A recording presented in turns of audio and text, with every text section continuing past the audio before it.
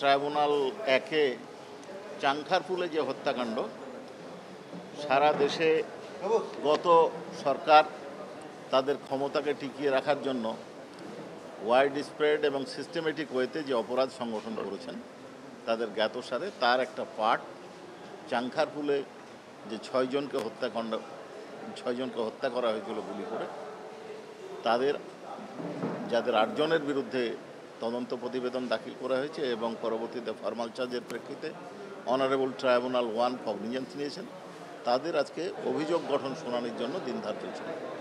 অভিযোগ গঠন শুনানিতে প্রসিকিউশনের পার্ট যেটা, সেটা অনারেবল চিফ প্রসিকিউশনের পার্ট বলেছেন ডিফেন্সের পক্ষ থেকে সময়ের আবেদন করা হয়েছে এবং অনারেবল ট্রাইব্যুনাল সন্তুষ্ট চিত্তে মঞ্জুর করেছেন, অ্যাডজর্নমেন্ট দিয়েছেন এবং আগামী 3রা জুলাই দিন ধার্য করা হয়েছে ডিফেন্সকে শোনার জন্য। জি আজকে প্রথম শুনানি। আসলে আপনারা তো এইখানে অনেক দিন থেকে বিট করছেন, তবে 5ই আগস্টের পরে যে সমস্ত অভিযোগে আমি প্রথমেই যেটা বলেছি যে গত সরকার তার ক্ষমতাকে পাকাপোক্ত করার জন্য, ক্ষমতায় টিকে থাকার জন্য সারা দেশে নিরীহ নিরস্ত্র বৈষম্য বিরোধী ছাত্র জনতার শান্তিপূর্ণ আন্দোলনের বিরুদ্ধে যে সমস্ত পদ্ধতিতে অর্থাৎ সিস্টেমে ওয়াইড স্প্রেড সারা দেশব্যাপী যে সমস্ত অপরাধ সংগঠন করেছে তার একটা পার্ট হচ্ছে চাংখারপুলে 6 জনকে গুলি করে হত্যা। সেইটারই আজকে চার্জ হিয়ারিং ছিল। চার্জ হিয়ারিংয়ের আগের প্রসিডিওর হচ্ছে ইনভেস্টিগেশন রিপোর্ট হয়েছে, তারপরে ফর্মাল চার্জের প্রেক্ষিতে কগনিজেন্সও হয়েছে। এখন আজকে চার্জ হিয়ারিং শুরু হলো। চার্জ যদি তাদের বিরুদ্ধে অনারেবল ট্রাইব্যুনাল ফ্রেম করেন তখন বিচার।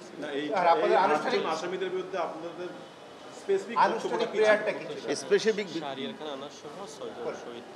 আমাদের 2টো পার্ট, এই অভিযোগে 2টো পার্ট এবং এটাকে আবার ছোট ছোট কয়েকটা পার্টে আছে।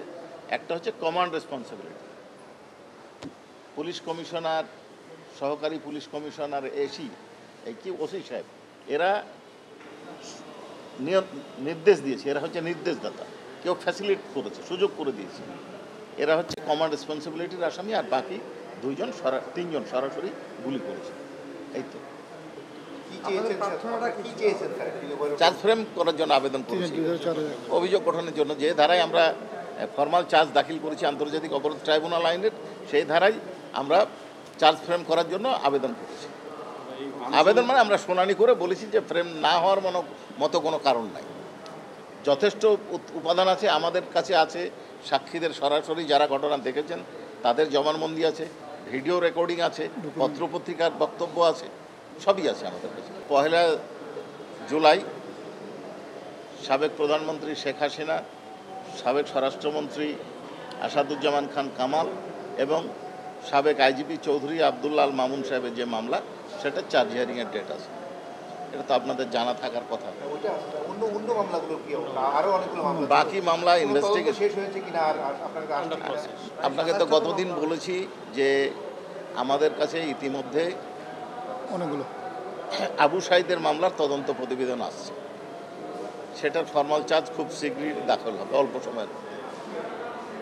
আর একটা মামলার তদন্ত প্রতিবেদন আমরা পেয়েছি একটা পার্টের, আশুলিয়ার যে হত্যাকাণ্ড হয়েছিল এবং লাশ পুড়িয়ে দেওয়া হয়েছিল, সেইখানের আমরা তদন্ত প্রতিবেদন হাতে আমাদের পেয়েছি।